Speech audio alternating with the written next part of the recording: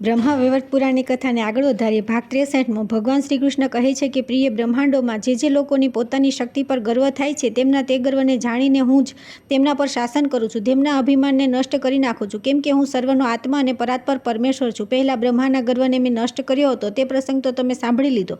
હવે શંકર પાર્વતી, ઇન્દ્ર, સૂર્ય, અગ્નિ, દુર્વાસા તથા ધન્વંતરીના અભિમાન ભજનનો પ્રસંગ કહું છું. પ્રિય નાના મોટા જે પણ લોકો છે તેમના આ પ્રકારના ગર્વને હું અવશ્ય નષ્ટ કરી નાખું છું. સ્વયં શિવ મારા અંશ છે, જગતના સંહારક, અને મારા તે જેવા જ તેજ, જ્ઞાન તથા ગુણથી પરિપૂર્ણ છે. પ્રિય યોગીઓ તેમનું ધ્યાન કરે છે, તેઓ યોગીન્દ્રોના ગુરુના પણ ગુરુ છે તથા જ્ઞાનાનંદ સ્વરૂપ તેમની વાત કહું છું, સાંભળો. 60,000 વર્ષો સુધી સતત તપસ્યા કરીને મારી કલાથી પૂર્ણ ભગવાન શિવ તપ અને તેજમાં મારા સમાન થઈ ગયા, સનાતન તેજનું સ્વરૂપ થઈ ગયા. તેમનામાં કરોડો સૂર્ય જેવો પ્રકાશ પ્રગટ થયો. તેઓ ભક્તોની મનોવાંછા પૂર્ણ કરવા માટે કલ્પવૃક્ષ થઈ ગયા. યોગીન્દ્રો દીર્ઘકાળ સુધી તેમનું ધ્યાન કરતા કરતા તેમના હૃદયમાં સુંદર સ્વરૂપનો સાક્ષાત્કાર કરવા લાગ્યા છે. તેમની અંગકાંતિ શુદ્ધ સ્ફટિક સમાન ઉજ્જવળ છે. તેઓ 5 મુખેથી સુશોભિત થાય છે અને તેમના પ્રત્યેક મુખ પર 3 નેત્રો શોભી રહ્યા છે. હાથોમાં ત્રિશૂળ અને પટ્ટીસ છે. કમરમાં વ્યાગ ચર્મનું વસ્ત્ર શોભી રહ્યું છે.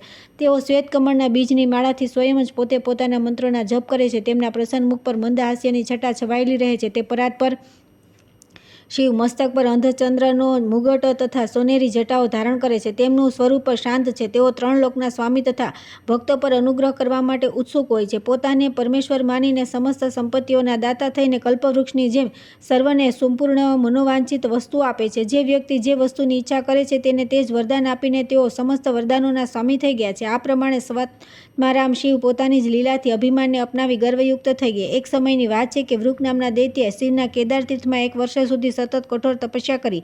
કૃપાનિધાન શિવ દરરોજ કૃપાપૂર્વક અભિષ્ટ વર આપવા માટે તેમની પાસે જતા હતા, પરંતુ તે અસુર કોઈ દિવસ વર ગ્રહણ કરતો ન હતો. વર્ષ પૂરું થયા પછી ભગવાન શંકર નિરંતર તેમની સામે ઉપસ્થિત રહેવા લાગ્યા. તેઓ ભક્તિના તાંતણે બંધાઈને વરદાન આપવા માટે તત્પર થઈને ક્ષણભર પર અન્યત્ર જઈ ન શક્યા. સંપૂર્ણ ઐશ્વર્ય, સમસ્ત સિદ્ધિ, ભોગ તથા મોક્ષ, શ્રીહરિપદનું આ બધું જ ભગવાન શૂલપાણી આપવા ઈચ્છતા હતા, પરંતુ તે દૈત્ય કંઈ જ ગ્રહણ ન કર્યું. તે માત્ર તેમના ચરણકમળોનું ધ્યાન કરતો હતો. જ્યારે ધ્યાન છૂટ્યું ત્યારે દૈત્યરાજે પોતાની સામે સાક્ષાત શિવને જોયા, જે સંપૂર્ણ સંપદાઓના દાતા છે. તેમની જ માયાથી પ્રેરિત થઈને વૃકે ભક્તિપૂર્વક એ વરદાન માગ્યું કે પ્રભુ, હું જેના માથા પર હાથ મૂકી દઉં તે બળીને ભસ્મ થઈ જાય. જ્યારે બહુ સારું કહીને જઈ રહેલા ભગવાન શિવની પાછળ તે દૈત્ય દોડ્યો. પછી તો મૃત્યુંજય શંકર મૃત્યુના ભયથી ત્રસ્ત થઈને ભાગ્યા. તેમનું ડબરું પડી ગયું. મનોહર વ્યાઘ્ર ચર્મની પણ એવી દશા થઈ. તેઓ દિગંબર થઈને માનવના ભયથી દસે દિશાઓમાં ભાગવા લાગ્યા. તેઓ ઈચ્છતા તો તેને મારી નાખતા, પરંતુ આ તો ભક્તવત્સલ છે ને, તેથી ભક્ત પર કૃપા કરીને તેને મારતા ન હતા. સાધુ પુરુષ દુષ્ટના જેવો વ્યવહાર કદી કરતા નથી. ભગવાન શિવ તેને સમજાવી પણ ન શક્યા. તેમણે કૃપાપૂર્વક તે દૈત્યને પણ પોતાનું સ્વરૂપ જ માન્યો, કેમ કે તેમની સર્વત્ર સમાન દ્રષ્ટિ હતી. શિવ તેને પોતાનું મૃત્યુ માની ભયભીત થઈને ઉઠ્યા. તેમનો અહંકાર ઓગળી ગયો. ભદ્રે, તેમણે મને યાદ કરીને મારું શરણ લીધું. તે સમયે મને પોતાના આશ્રમમાં આવતો જોઈને તેમને થોડી શાંતિ મળી. તેમના કંઠ, હોઠ અને તાળું સુકાઈ ગયા હતા અને તેઓ ભયથી વિવળ થઈને હે હરે, રક્ષા કરો, રક્ષા કરો, આવો જપ કરી રહ્યા હતા. ત્યારે મેં તે દૈત્યને પોતાની પાસે બેસાડીને સમજાવ્યો અને બધા સમાચાર પૂછવાથી તેણે બધી વાત ક્રમશઃ કહી. તે સમયે મારી આજ્ઞાથી તે તુરત અસુર માયા દ્વારા ઠગાઈ ગયો. મેં તેને એવું કહીને મોહમાં નાખી દીધો કે તમે પોતાના માથા પર હાથ મૂકી પરીક્ષા તો કરો કે આ વાત સત્ય છે કે નહીં. તેણે પોતાના માથા પર હાથ મૂક્યો અને તત્કાળ બળીને ભસ્મ થઈ ગયો. ત્યારે સિદ્ધ, સુરેશ્વર, મુનિન્દ્ર અને મનુ પ્રસન્નતાપૂર્વક ઉત્તમ ભક્તિભાવથી મારી સ્તુતિ કરવા લાગ્યા અને શિવજી લજ્જિત થઈ ગયા. તેમને ગર્વ ચૂર્ણ થઈ ગયો. પછી મેં તેમને સમજાવ્યા અને તેઓ પોતાના સ્થાન પર ચાલ્યા ગયા. આ જ પ્રમાણે ગર્વમાં ભરેલા રુદ્ર અસુર ત્રિપુરનો વધ કરવા માટે ગયા. તેઓ મનમાં એવું સમજીને કે હું તો સમગ્ર લોકનો સંહારક છું, પછી મારી સામે આ પતંગિયા જેવા દૈત્યનો શો હિસાબ, યુદ્ધક્ષેત્રમાં ગયા. તે સમયે તેમણે મારા આપેલા ત્રિશૂળ અને શ્રેષ્ઠ કવચને સાથે લીધા ન હતા. તેમનું ત્રિપુર સાથે સતત દિવસ રાત 1 વર્ષ સુધી યુદ્ધ થતું રહ્યું, પરંતુ કોઈ પણ કોઈના પર વિજય ન થઈ શક્યું. યુદ્ધભૂમિમાં બંને સમાન સિદ્ધ થયા. પ્રિય, પૃથ્વી પર યુદ્ધ કરીને દૈત્યરાજ માયાથી બહુ ઊંચાઈ પર 50 કરોડ યોજન ઉપર જતો રહ્યો. સાથે સાથે વિશ્વનાથ શંકર પણ તેનો વધ કરવા માટે તત્કાળ ઉપર ગયા. ત્યાં અંતરિક્ષમાં 1 માસ સુધી યુદ્ધ ચાલતું રહ્યું. ભયાનક યુદ્ધ થયું. અંતમાં શિવજીને ઉઠાવીને તે દૈત્યએ ભૂમિ પર નાખી દીધું. શિવજી રથ સહિત ધરાશયી થઈ ગયા. પછી દેવર્ષિઓ ભયભીત થઈને મારી સ્તુતિ કરવા લાગ્યા અને વારંવાર બોલ્યા કે શ્રી કૃષ્ણ, રક્ષા કરો, રક્ષા કરો. ભયનું કારણ ઉપસ્થિત જોઈને શિવે નિર્ભયતાપૂર્વક મારું સ્મરણ કર્યું. તેમણે સંકટકાળમાં મહારાજ આપેલા સ્તોત્રથી ભક્તિપૂર્વક મારું સ્તવન કર્યું. તે સમયે પોતાની કળા દ્વારા તુરત જ વૃષભ રૂપ ધારણ કરીને મેં સૂઈ ગયેલા શંકરને શિંગડાથી ઉઠાવ્યા અને તેમને પોતાનું કવચ તથા શત્રુમર્દન ત્રિશૂળ આપ્યું. તેને પ્રાપ્ત કરીને તેમણે દાનવોના તે અત્યંત ઊંચા સ્થાન એવા ત્રિપુરને જે આકાશમાં નિરાધાર સ્થિત હતું મારા આપેલા ત્રિશૂળથી નષ્ટ કરી નાખ્યું. ત્યાર પછી શિવે મુજ દર્પહંતનાનું વારંવાર લજ્જાપૂર્વક સ્તવન કર્યું. દૈત્યરાજ ત્રિપુર તે જ ક્ષણે ચૂરાચૂર થઈને પૃથ્વી પર પડી ગયો. આ જોઈને બધા દેવતાઓ અને મુનિ પ્રસન્નતાપૂર્વક શિવજીની સ્તુતિ કરવા લાગ્યા. ત્યારથી ભગવાન શંકરે વિઘ્નના બીજ સ્વરૂપ દર્પનો ત્યાગ કરીને તેઓ જ્ઞાનાન સ્વરૂપમાં સ્થિત થઈને બધા કર્મોમાં નિર્લિપ ભાવથી સંલગ્ન રહેવા લાગ્યા. ત્યાર પછી હું મારા પ્રિય ભક્ત શંકરને વૃષ રૂપે પીઠ પર વહન કરવા લાગ્યો, કેમ કે ત્રણેય લોકમાં શિવથી વધીને મારા માટે પ્રિયતમ બીજું કોઈ નથી. બ્રહ્મા મારા મન સ્વરૂપ, મહેશ્વર મારા જ્ઞાન સ્વરૂપ અને મૂળ પ્રકૃતિ ઈશ્વરી ભગવતી દુર્ગા મારી બુદ્ધિ રૂપા છે. નિંદ્રા વગેરે જે શક્તિઓ છે તે બધી પ્રકૃતિની કલાઓ છે. સાક્ષાત સરસ્વતી મારી વીણાના અધિષ્ઠાત્રી દેવી છે. કલ્યાણના અધિષ્ઠ દેવતા ગણેશજી મારા હર્ષ છે, સ્વયં ધર્મ પરમાર્થ છે તથા અગ્નિદેવ મારા ભક્ત છે. ગોલોકના સંપૂર્ણ નિવાસી મારા સંપૂર્ણ ઐશ્વર્યના અધિદેવતા છે. તમે સદા મારા પ્રાણોની અધિષ્ઠાત્રી દેવી તથા પ્રાણોથી પણ વધારે પ્રિય છો. ગોપાંગનાઓ તમારી કલાઓ છે તેથી મને પ્રિય છે. ગોલોક નિવાસી સમસ્ત ગોપ મારા રોમકૂપથી ઉત્પન્ન થયો છે. સૂર્ય મારું તેજ અને વાયુ મારા પ્રાણ છે. વરુણ જળના અધિદેવતા તથા પૃથ્વી મારામાંથી પ્રગટ થઈ છે. મારા શરીરનો શૂન્ય ભાગ મહાકાશ કહેવાય છે. કામની ઉત્પત્તિ મારા મનથી થઈ છે. ઇન્દ્ર વગેરે બધા દેવતાઓ મારી કલાના અંશથી પ્રગટ થયા છે. સૃષ્ટિના બીજરૂપી જે મહત વગેરે તત્વ છે તે બધાનો બીજરૂપ આશ્રયહીન આત્મા સ્વયં હું જ છું. કર્મનો ભોગનો અધિકારી જીવ મારું પ્રતિબિંબ છે. હું સાક્ષી અને નિરીહ છું, કોઈ કર્મનો ભોગી નથી. મને સ્વેચ્છામય આ પરમેશ્વરનું આ શરીર ભક્તોના ધ્યાન માટે છે. એકમાત્ર પરાત્પર પરમેશ્વર હું જ પ્રકૃતિ છું અને હું જ પુરુષ છું. રાધિકાએ પૂછ્યું કે ભગવાન, તમે સર્વ તત્વોના જ્ઞાતા, સર્વના બીજ અને સનાતન પુરુષ છો. સમસ્ત સંદેહોનું નિવારણ કરવાવાળા પ્રભો, મારા અભિષ્ણુ પ્રશ્નનું સમાધાન કરો. ભગવાન શંકર સંપૂર્ણ જ્ઞાનોના અધિદેવતા, સમસ્ત તત્વોના જ્ઞાતા, મૃત્યુંજય, કાળના પણ કાળ તથા તમારા જેવા જ મહાન છે. તેઓ પોતાના બધા અંગોમાં વિભૂતિ કેમ લગાડે છે? પંચમુખ અને ત્રિલોચન કેમ કહેવાય છે? દિગંબર અને જટાધારી કેમ છે? સર્પ સમુદાયથી વિભૂષિત કેમ છે? તે દેવેન્દ્ર શ્રેષ્ઠ વાહન મૂકીને વૃષભ પર બેસીને ભ્રમણ કેમ કરે છે? રત્નોના આભૂષણો કેમ ધારણ કરતા નથી?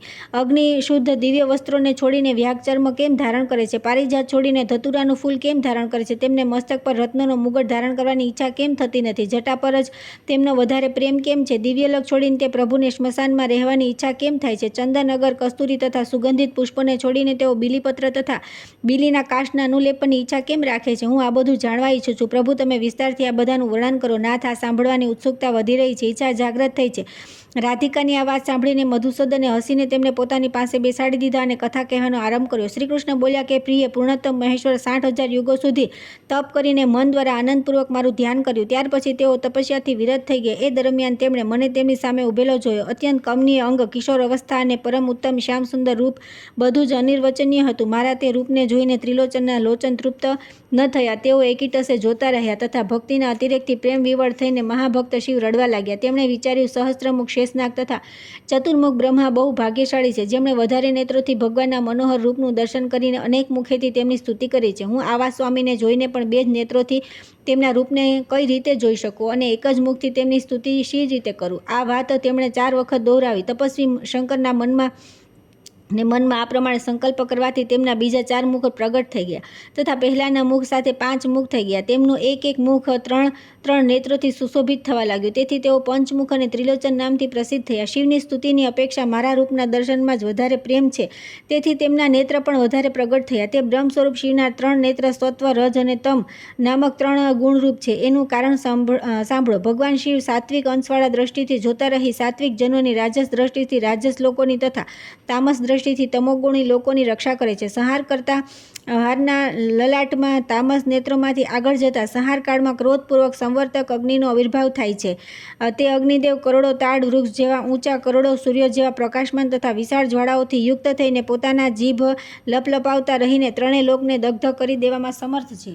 ભગવાન શંકર સતીના દાહ સંસ્કારની ભસ્મને લઈને પોતાના અંગોમાં લગાવે છે, તેથી વિભૂતિધારી કહેવાય છે. સતી પ્રત્યેના પ્રેમભાવના કારણે તેમના હાડકાઓની માળા અને ભસ્મ ધારણ કર્યા છે. જોકે શિવ સ્વાત્મારામ છે, છતાં તેઓ પૂરા 1 વર્ષ સુધી સતીના શવને લઈને ચારે બાજુ રડતા રડતા ઘૂમી રહ્યા હતા. સતીનું એક એક અંગ જ્યાં પડ્યું ત્યાં સિદ્ધ પીઠ થઈ ગઈ, જે મંત્રોની સિદ્ધિ પ્રદાન કરનારી છે. રાધિકે ત્યાર પછી બાકીના શવને છાતીએ લગાવીને તેઓ મૂર્છિત થઈને સિદ્ધિ ક્ષેત્રમાં પડી ગયા. ત્યારે મેં મહેશ્વરની પાસે જઈ તેમને સચેત કર્યા અને શોક નિવારણ તત્વજ્ઞાનનો ઉપદેશ આપ્યો. તે સમયે શિવ સંતુષ્ટ થઈ પોતાના સ્થાન પર પધાર્યા અને પોતાના જ બીજા સ્વરૂપ કાલ દ્વારા તેમણે પોતાની પ્રિય સતીને પ્રાપ્ત કરી લીધા. તેઓ યોગ્યસ્થ હોવાના કારણે દિગંબર છે. તે નિત્ય પરમેશ્વરમાં ઈચ્છાનો સર્વથા અભાવ છે. તેમના મસ્તક પર જે જટા છે તે તપસ્યા સમયની છે, જેને તેઓ સદા વિવેકપૂર્વક ધારણ કરે છે. યોગીને વાળના સંસ્કાર કરવાની અને પોતાના શરીરને શણગારવાની ઈચ્છા થતી નથી. તેઓ ચંદન, કીચડ, શ્રેષ્ઠ મણિરત્ન કે માટીના ઢેફમાં સંભવ હોય છે. ગરુડ સાથે દ્વેષ રાખનારા સર્પ ભગવાન શંકરના શરણમાં ગયા, તેથી તે શરણાગતોને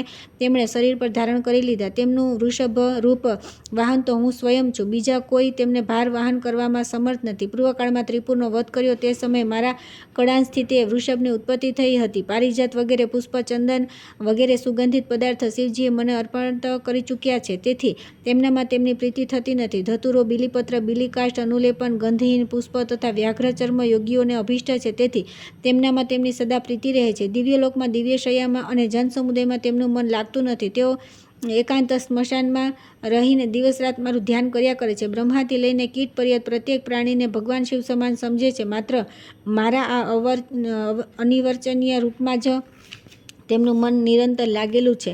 બ્રહ્માજીનું પતન થઈ ગયા પછી શૂલપાણી શંકરનો ક્ષય થતો નથી. તેમના આયુષ્યનું પ્રમાણ પણ હું જાણતો નથી. પછી શ્રુતિ ક્યાંથી જાણ શકશે? મૃત્યુંજય શિવ જ્ઞાન સ્વરૂપ છે. તેઓ મારા તેજ જેવું ત્રિશૂળ ધારણ કરે છે. મારા સિવાય કોઈ પણ શંકરને જીતી શકે એમ નથી. શંકર મારા પરમ આત્મા છે. શિવ મારા માટે પ્રાણોથી પણ વધીને છે. તે ત્રિલોચનમાં સદા મારું મન લાગેલું રહે છે. ભગવાન ભાવથી વધીને મારું પ્રિય બીજું કોઈ નથી.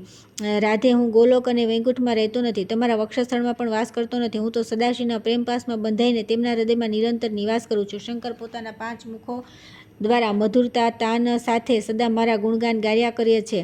તેથી હું તેમની સમીપ રહું છું. તેઓ યોગ દ્વારા આંખના પલકારા માત્રથી બ્રહ્માંડોનું સર્જન અને સંહાર કરવામાં સમર્થ છે. શંકરથી વધીને બીજો કોઈ યોગી નથી, જે પોતાના દિવ્ય જ્ઞાનથી ભ્રુકુટીના અણસાર દ્વારા નષ્ટ થયેલા મૃત્યુ અને કાળ વગેરેનું પુનઃસર્જન કરવામાં સમર્થ છે. તે શંકરથી વધીને કોઈ જ્ઞાન નથી. તેઓ મારી ભક્તિ, દાસ્યભાવ, મુક્તિ, સમસ્ત સંપત્તિ તથા સંપૂર્ણ સમૃદ્ધિ આપવામાં સમર્થ છે. તેથી શંકરથી વધીને કોઈ દાતા નથી. તેઓ 5 મુખોથી નિરંતર મારા યશોગાન કરે છે અને નિરંતર મારા સ્વરૂપનું ધ્યાન કરતા રહે છે. તેથી શંકરથી વધીને કોઈ ભક્ત નથી. હું સુદર્શન ચક્ર તથા શિવ આ ત્રણેય સમાન તેજસ્વી છે. સૃષ્ટિકર્તા બ્રહ્મા પણ યોગ અને તેજમાં અમારી બરાબરી કરતા નથી. પ્રિય, આ પ્રમાણે મેં શંકરના નિર્મળ યશનું પૂર્ણતઃ વર્ણન કર્યું. તેમ છતાં તેનું પણ અભિમાન ખંડિત થયું. હવે તમે બીજું શું સાંભળવા ચાહો છો? ત્યાર પછી આવે છે દેવી સતી પાર્વતીના ગર્વમોચનની કથા. સતીનો દેહ ત્યાગ, પાર્વતીનો જન્મ, ગર્ભવશ તેમના દ્વારા આકાશવાણીની અવહેલના, શંકરજીનું આગમન, શૈલરાજ દ્વારા તેમની સ્તુતિ તથા તે સ્તુતિનો મહિમા.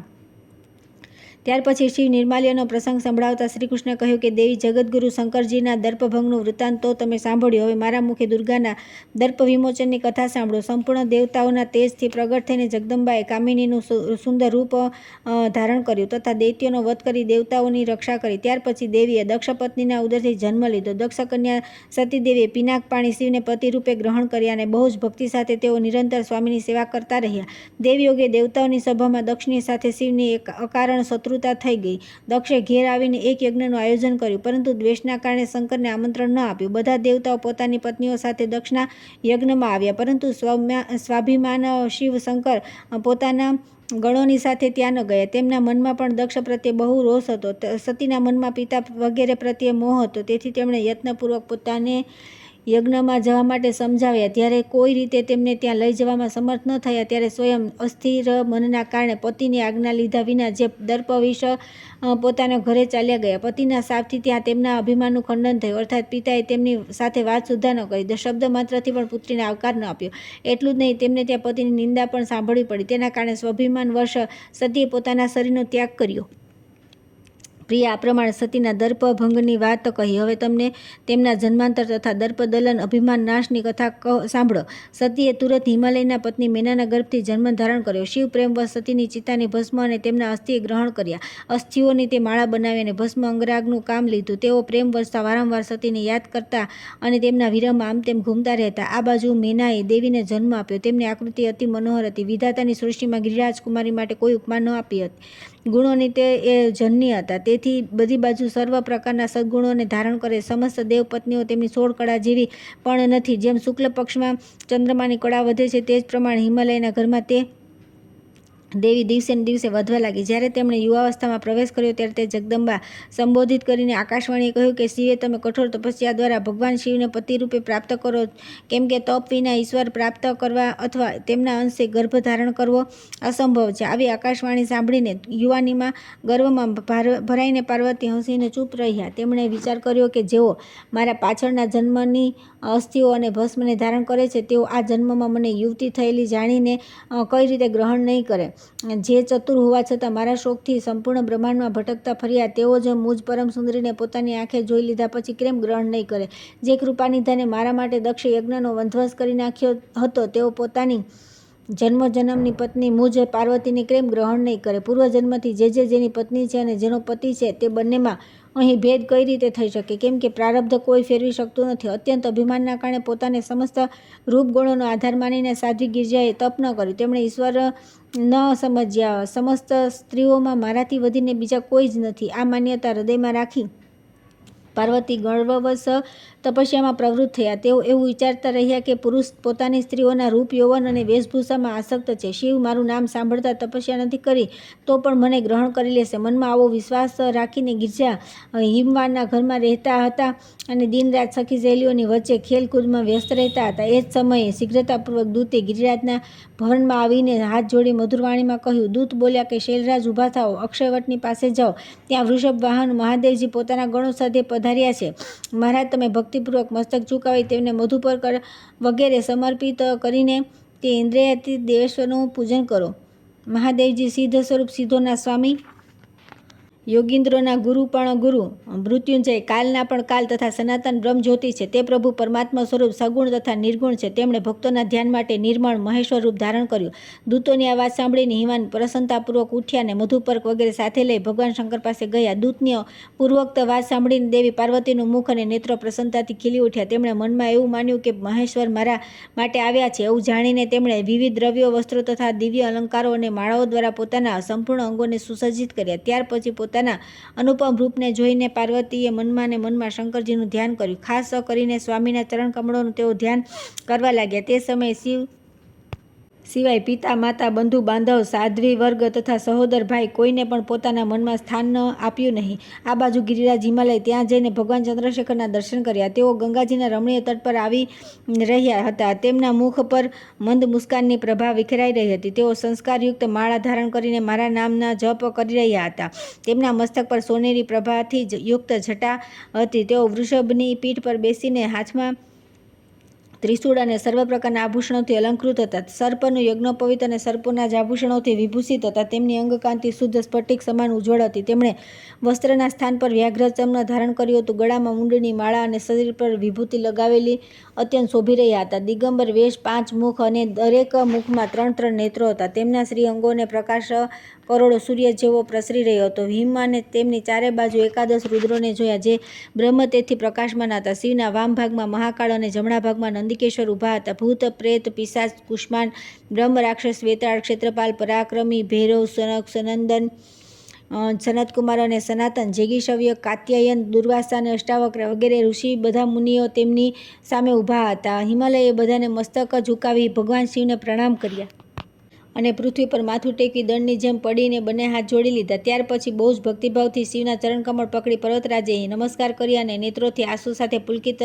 શરીરે પરમેશ્વર શિવની ધર્મ દ્વારા પ્રાપ્ત સ્તોત્રથી સ્તુતિ કરવા લાગ્યા. હિમાલય બોલ્યા કે ભગવાન, તમે સૃષ્ટિકર્તા, બ્રહ્મ કરતા, તમે જગતના પાલક વિષ્ણુ છો. તમે જ સૌનો સંહાર કરનારા અનંત છો અને તમે કલ્યાણદાતા શિવ છો. તમે ગુણાતીત ઈશ્વર, સનાતન જ્યોતિ સ્વરૂપ છો.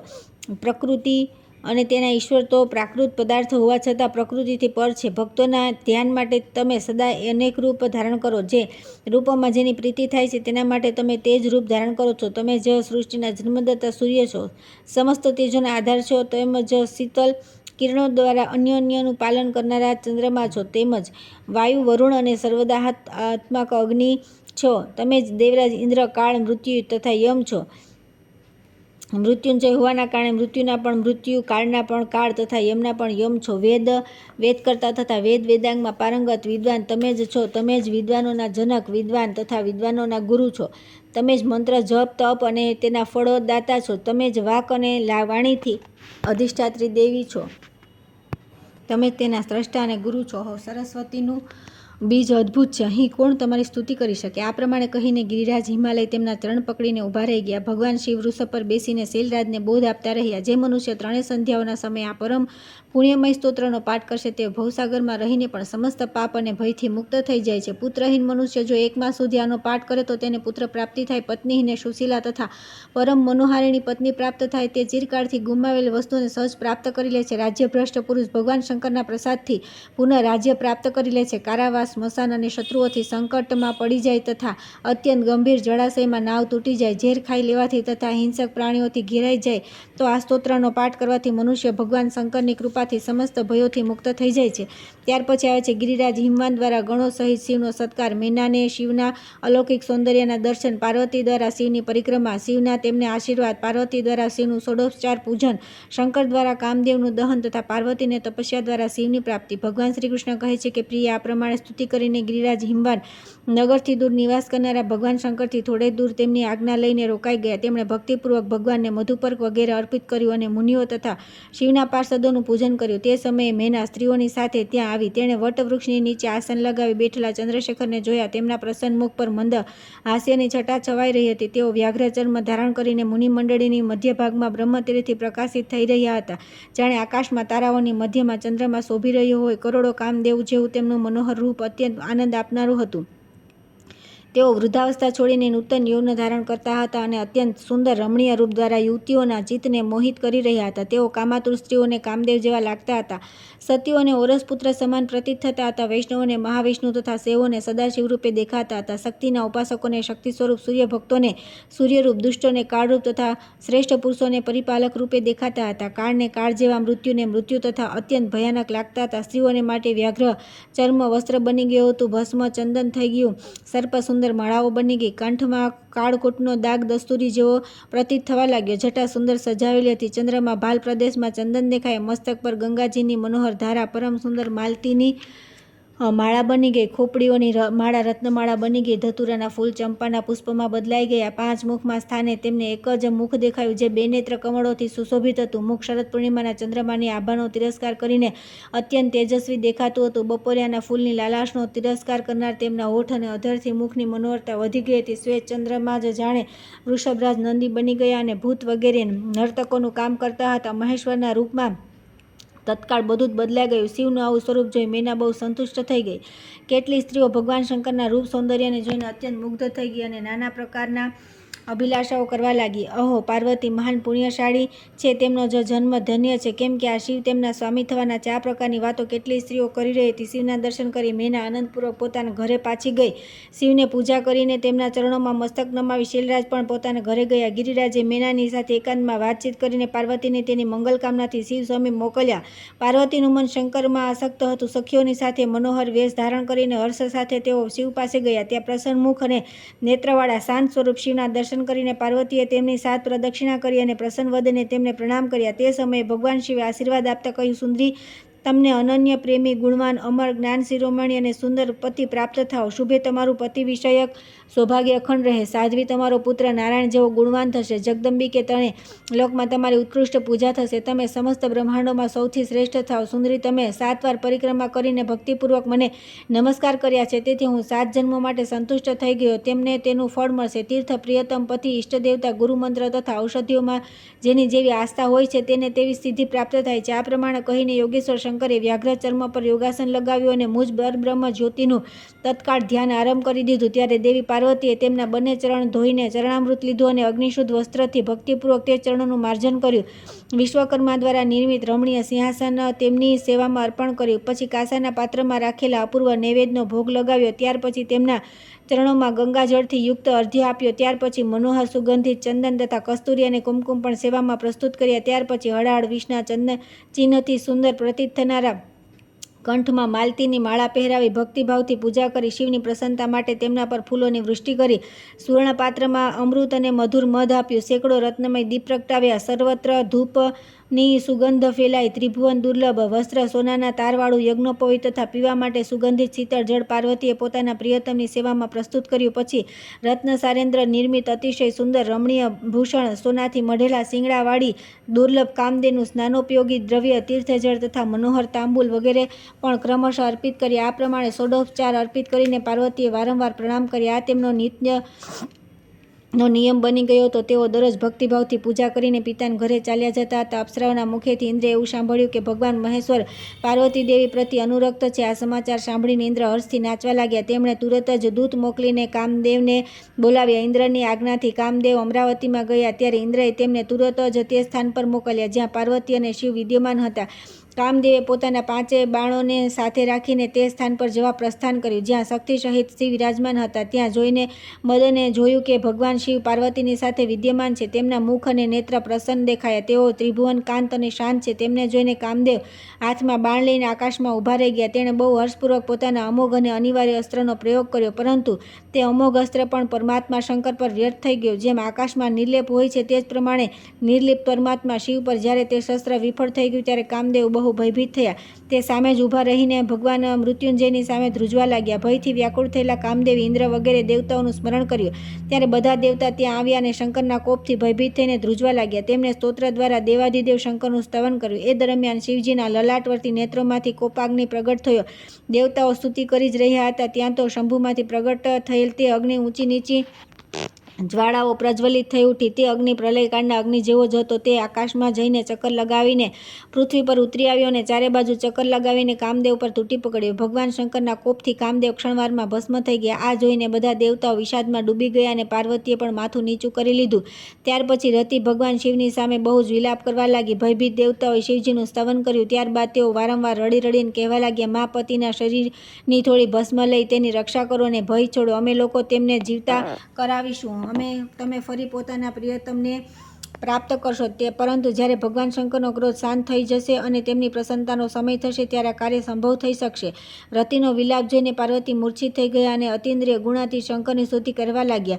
ત્યારે ભગવાન શિવ રડી રહેલા પાર્વતીને ત્યાં જ છોડી પોતાના સ્થાન પર ચાલ્યા ગયા. પછી તો તે જ ક્ષણે પાર્વતીનું બધું અભિમાન ઉતરી ગયું. ગિરિરાજ નંદિનીએ પોતાના રૂપ અને યૌવનના ગર્વનો ત્યાગ કરી દીધો. હવે તેમને પોતાની સખીઓને મોઢું દેખાડવામાં પણ લજ્જાનો અનુભવ થવા લાગ્યો. બધા દેવતાઓએ રતિને આશ્વાસન આપી રુદ્રદેવને દંડવત પ્રણામ કરી પોતાના સ્થાન પર ચાલ્યા ગયા. તે સમયે તેમનું મન શોકથી ઉદ્વિગ્ન થઈ રહ્યું હતું. રાધિકે કામ પત્ની રતિ રોષથી લાલ આંખોવાળા રુદ્રદેવના ભયથી સ્તવન કરીને શોકપૂર્વક રડતી રડતી પોતાના ઘેર ચાલી ગઈ. તે સખીઓના ના કહેવાથી છતાં તપસ્યાના માટે વનમાં ચાલી ગઈ. ત્યારે શોક વિવળ થયેલી સખીઓએ પણ તેમનું જ અનુગમન કર્યું. માતાઓના રોકવા છતાં પણ તે બધી જ ગંગા તટ પર આવેલા વન તરફ ચાલી ગઈ. આગળ જતાં પાર્વતીએ દીર્ઘકાળ તપસ્યા કરીને ભગવાન ત્રિલોચનને પતિરૂપે પ્રાપ્ત કર્યા. રતિએ પણ શંકરના વરદાનથી યથાસમય કામદેવને પ્રાપ્ત કર્યા. રાધે આ પ્રમાણે પાર્વતીના દર્પમોચન સંબંધી બધી વાતો કહી. પાર્વતીનું આ ચરિત્ર ગૂઢ છે. કહો તમે બીજું શું સાંભળવા ચાહો છો? ત્યાર પછી આવે છે પાર્વતીની તપસ્યા. તેમના તપ પ્રભાવથી અગ્નિનું શીતળ થવું, બ્રાહ્મણ બાળકનું રૂપ ધારણ કરીને આવેલા શિવ સાથે તેમની વાતચીત, પાર્વતીનું ઘેર પાછા જવું અને માતા પિતા વગેરે દ્વારા તેમનો સત્કાર, ભિક્ષુ વેશધારી શંકરનું આગમન, શૈલ્યરાજને તેમના વિવિધ રૂપોનું દર્શન, તેમની શિવ ભક્તિથી દેવતાઓને ચિંતા, તેમનું બૃહસ્પતિજીને શિવ નિંદા માટે ઉત્તેજન કરવા તથા બૃહસ્પતિએ દેવતાઓને શિવ નિંદાના દોષ કહીને તપસ્યા માટે જવું. શ્રી રાધિકા બોલ્યા કે પ્રભુ, આ બહુ જ વિચિત્ર અને અપૂર્વ ચરિત્ર સાંભળવા મળ્યું જે કાનોમાં અમૃત સમાન મધુર, સુંદર, રહસ્યમય અને જ્ઞાનપ્રદ છે. ભગવાન આ વૃત્તાંત ન તો વધારે સંક્ષેપમાં કહ્યું કે ન વધારે વિસ્તારથી, પરંતુ હવે વિસ્તારથી સાંભળવાની ઈચ્છા છે. તેથી તમે વિસ્તારપૂર્વક આ વિષયનું વર્ણન કરો. પાર્વતીએ સ્વયં ક્યું કઠોર તપ કર્યું હતું અને ક્યાં ક્યાં વરદાન પ્રાપ્ત કરીને કઈ રીતે મહેશ્વરને પ્રાપ્ત કર્યા તથા રતિએ પણ કઈ રીતે ફરી કામદેવને જીવિત કર્યો. પ્રિય કૃષ્ણ, તમે પાર્વતી અને શિવના વિવાહનું વર્ણન કરો. શ્રી કૃષ્ણે કહ્યું કે પ્રાણાધિકે રાધિકે પ્રાણવલ્લભે સાંભળો. પ્રાણેશ્વરી, તમે પ્રાણોના અધિષ્ઠાત્રી દેવી છો. પ્રાણાધારે મનોહરે જ્યારે રુદ્રદેવ વટાવૃક્ષની નીચેથી ચાલ્યા ગયા ત્યારે પાર્વતી માતા પિતાના વારંવાર રોકવા છતાં પણ તપસ્યાના માટે ચાલી ગયા. ગંગાના તટ પર જઈને 3 કાળ સ્નાન કરીને તે મારા આપેલા મંત્રનો પ્રસન્નતાપૂર્વક જપ કરવા લાગી. તેણે પૂરા 100 વર્ષ નિરાહાર રહી ભક્તિભાવથી તપસ્યા કરી. ત્યાર પછી તેનાથી પણ કઠોર તપનો આરંભ કર્યો. તેઓ ગ્રીષ્મ ઋતુમાં પોતાની ચારે બાજુ અગ્નિ પ્રજ્વલિત કરી. તેઓ રાત દિવસ તે અગ્નિ પ્રજ્વલિત રાખી તેની મધ્યમાં બેસી નિરંતર જપ કરતી હતી. વર્ષા ઋતુ આવે ત્યારે સ્મશાન ભૂમિમાં પાર્વતી સદા યોગાસન લગાવીને બેસી જતા અને શિલા તરફ જોઈને જળની ધારાથી ભીંજાતા રહેતા. શીતકાળ આવે ત્યારે તે સદા જળની અંદર પ્રવેશી શરદની ભયંકર બરફવાળી રાત્રિઓમાં નિરાહાર રહી દ્રઢ મનથી તપસ્યા કરતી હતી. આ પ્રમાણે અનેક વર્ષો સુધી કઠોર તપ કરીને જ્યારે સતી સાધ્વી પાર્વતી શંકરને પ્રાપ્ત ન કરી શકી ત્યારે તે શોક સંતપ્ત થઈ અગ્નિકુંડનું નિર્માણ કરી તેમાં પ્રવેશ કરવા તત્પર થઈ ગઈ.